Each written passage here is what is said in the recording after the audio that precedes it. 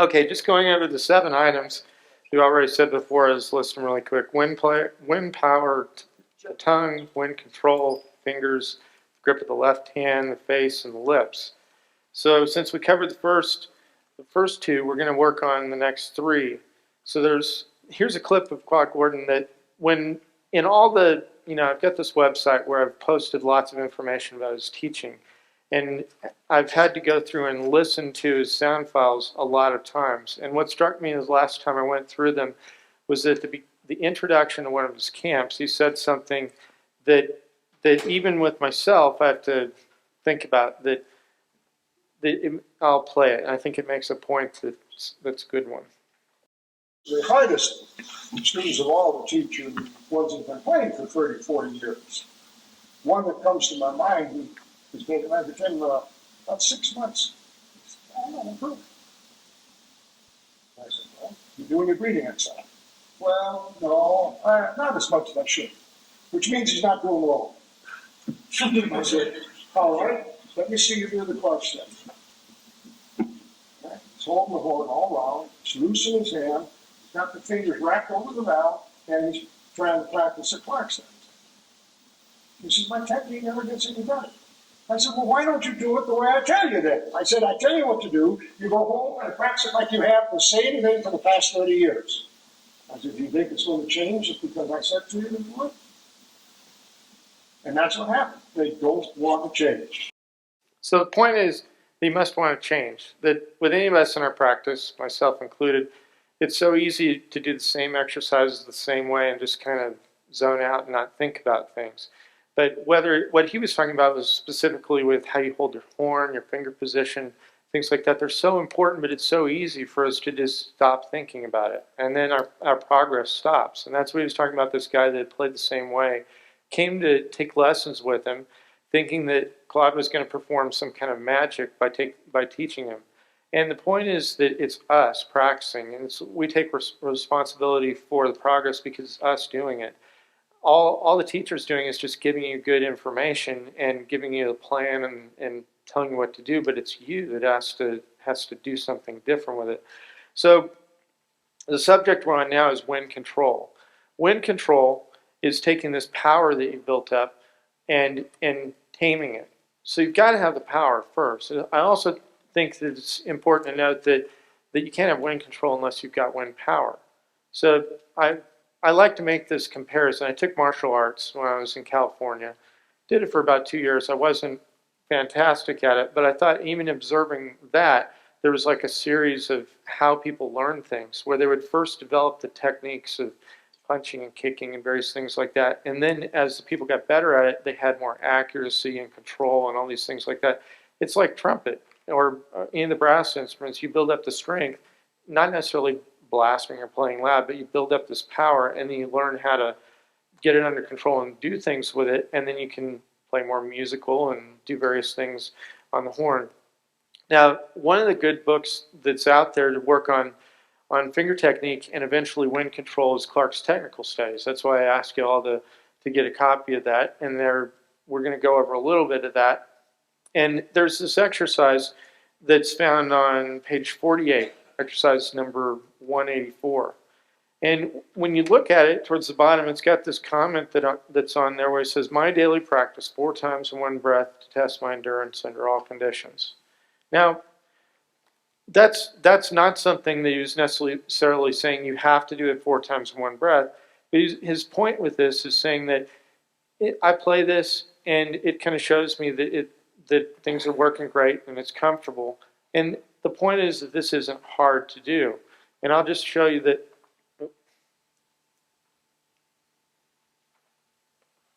I'll show you that just with that this isn't hard to do 4 times in one breath.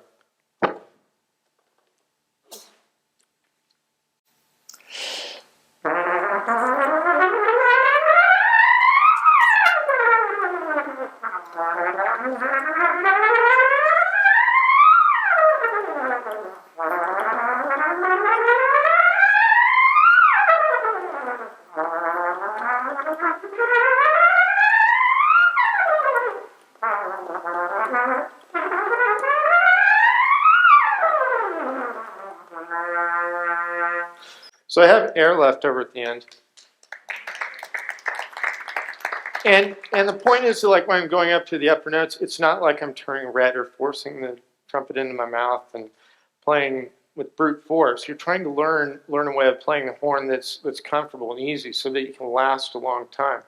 One of the things that was said last night when a couple of us were at dinner with Harry Kim is he was talking about, I think it was Tim here that was asking him about, and Randy, that he didn't get tired. We heard, I think they rehearsed about 4 or 5 hours yesterday. I mean, they broke for maybe like a 10-minute break at one point. And Harry's actually stronger at the end of the rehearsal than ever. He wasn't getting tired. And what he was talking about at dinner was that it's a feel. You're working for a feel so you can play your horn easy. It's not trying to do it by brute force. And you're working for a knack. And this, in the same section of Clarke's technical studies, here's this remark at the top of the page. This is the page right before what I just played. And I underlined it there where he says, no straining is necessary if played properly. Now, that's kind of vague. It doesn't really say what it means.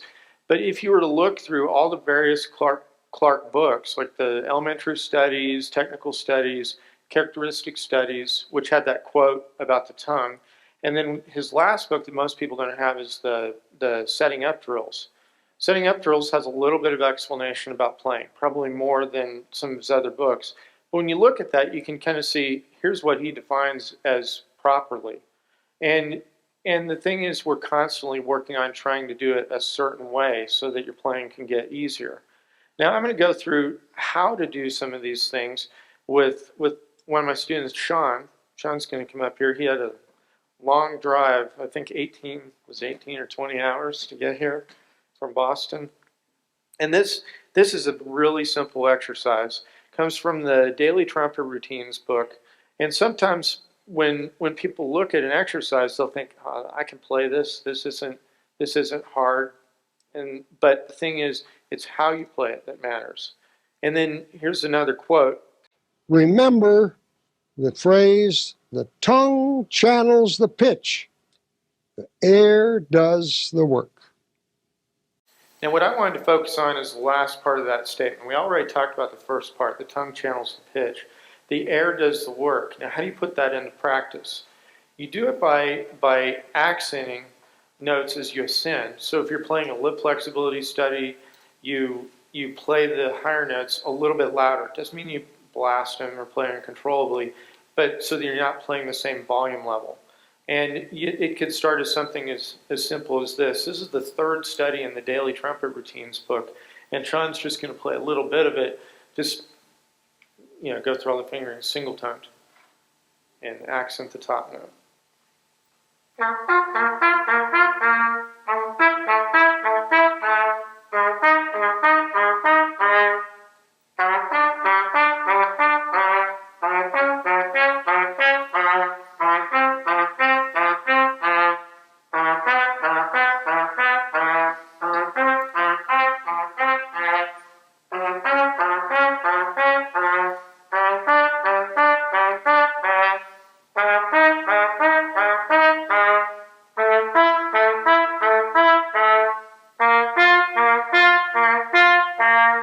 Now you also notice on the book, halfway down the page, it says these different models. Models is a term that Claude Gordon would use, but you could use as like various articulations. Whatever term you want to use for it. Claude wasn't the only one that did it. But you can see where it says number 2 K-toned. So you do the same exercise with K-toned. So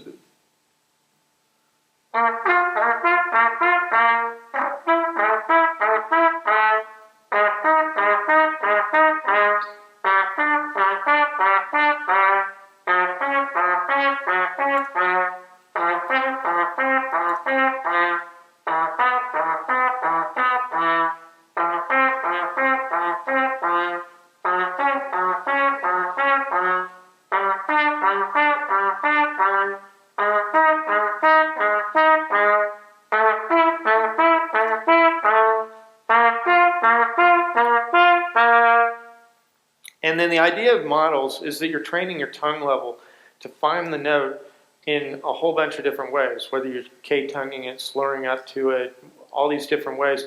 This is also found in page 157 in the St. Jacome book. I don't know if everyone's as familiar with St. Jacome is now as they used to be at one time. The one time the St. Jacome method book was as well known as the Arvin book. And what's significant about St. Jacome compared to the Arvin book is that it's a book of models. If you look at this one section on page 157, it's got a little exercise that's 3 lines. But if you follow the directions, there are 20 variations on it. So if you were to print that out, it would be about 10 pages. Now, that section of the book is set up like that. There's another 20 models on another one.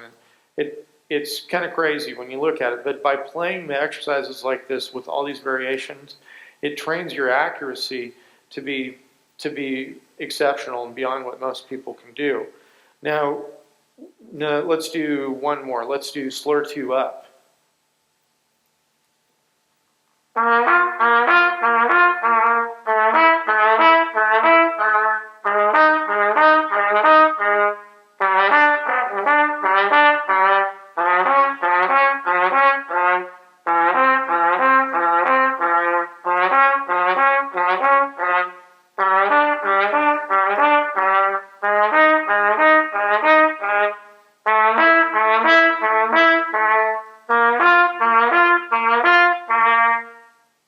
Okay, then the next section we're going to talk about is fingers.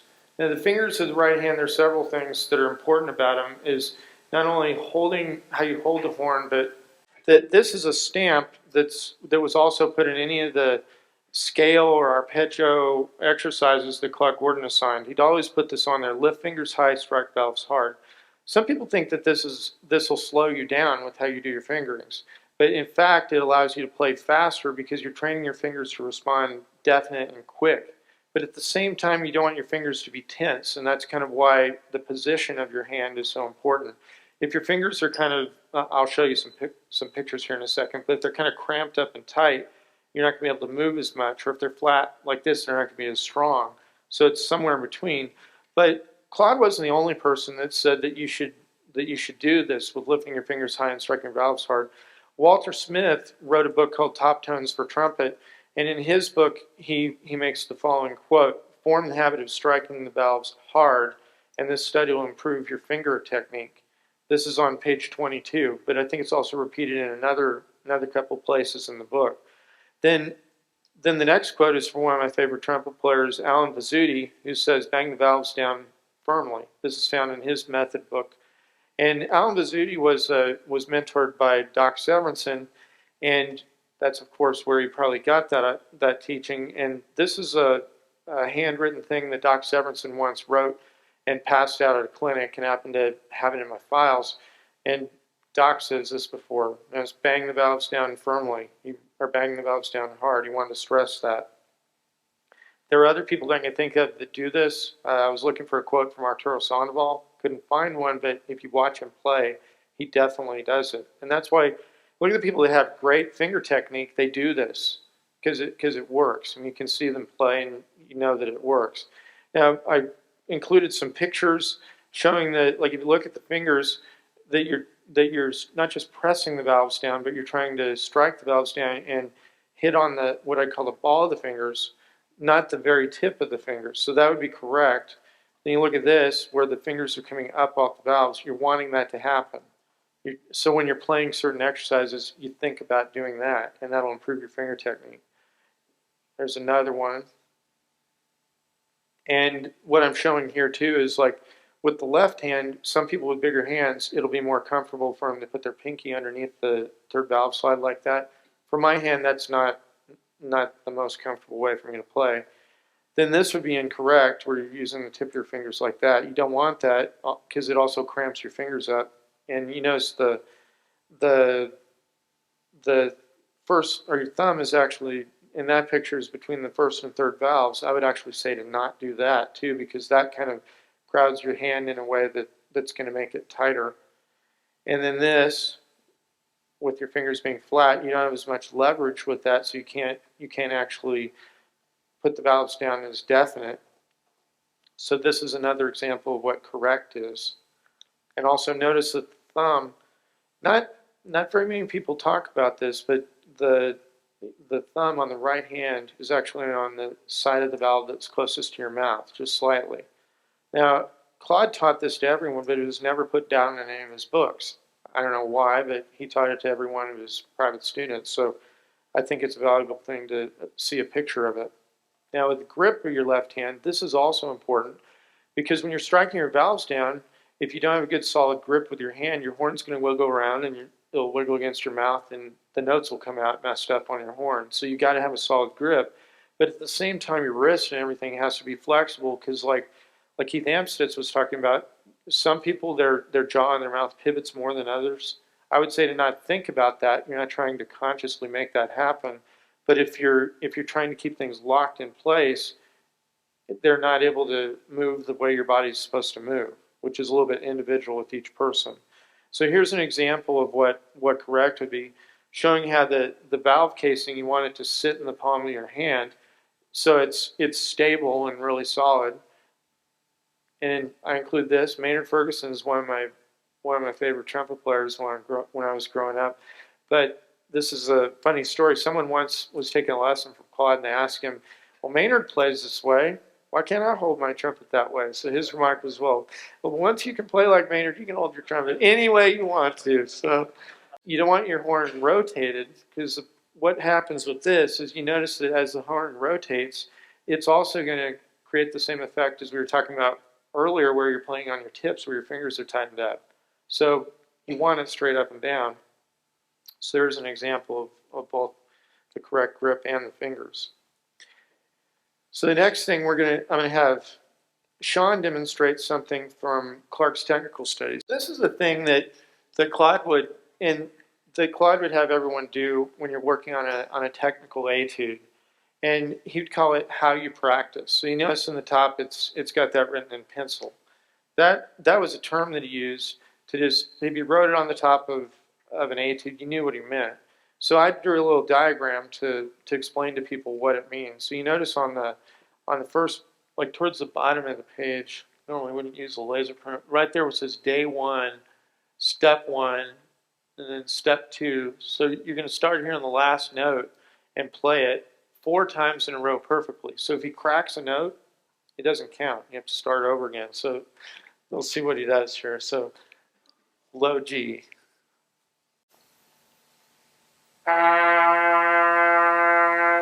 And then you take it off your mouth. Do it again.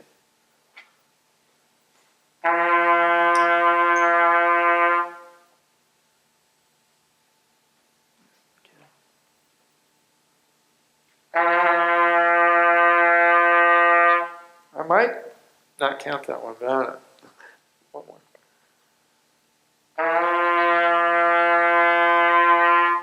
Okay, and then back up the next beat.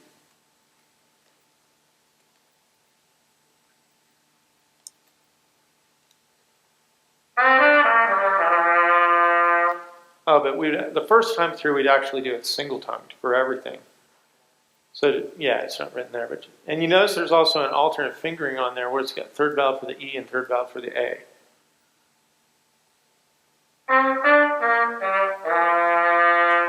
And you can exaggerate your fingers even more. So do it again and exaggerate your fingers.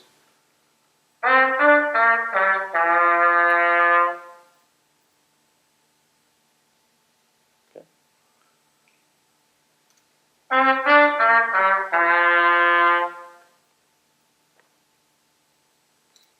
So the third or the fourth. Okay.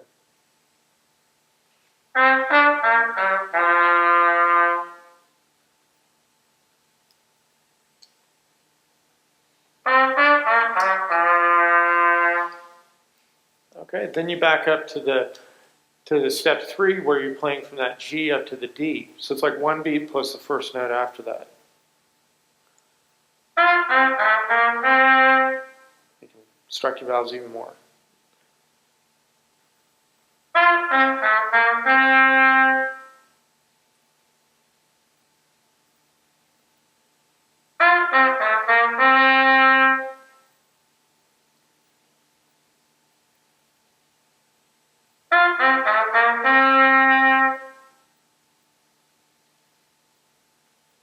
next one.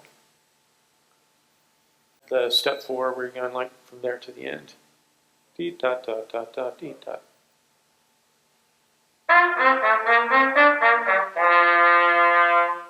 So the point with this, let's stop at this point, but you work back beat by beat. So then your first day, you would work out that last line, and that's your work on that. But you're really trying to strike your fingers down, or strike your valves hard, lift your fingers.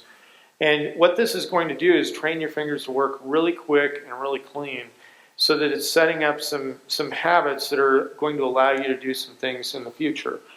We're going to play the next thing with a metronome. And this is kind of a cool metronome.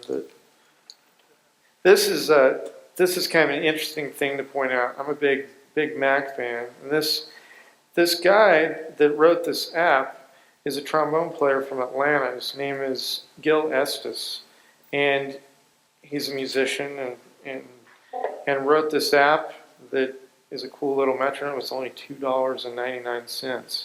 So I'm going to use it actually to keep time for what we're doing next. Now, so Shawn is going to play this. If you turn to the page 28, which is Etude 5, it says on the top, put the page in one breath. Most people look at that and say, I can't do that, and they just kind of give up on it. Now, it takes years, actually, to be able to do something like this. It might take you like 2 or 3 years or more. But the thing is that you're working towards that, and you got to like lay the foundation of all the habits to be in place so that you can eventually do that. Now, you're not going to have to play music that long in one breath, but it'll improve your breath control so that a lot of other things will work better. So let me turn this on.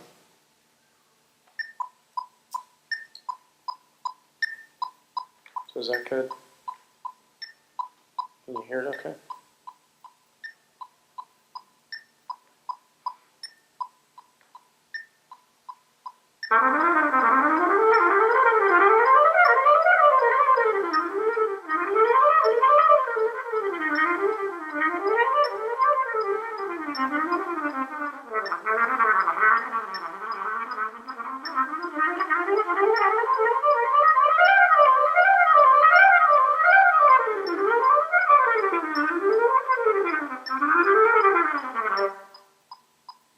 Yeah, give it another shot.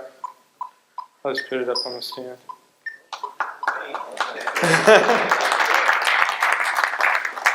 We're going to give him another shot. He can do it.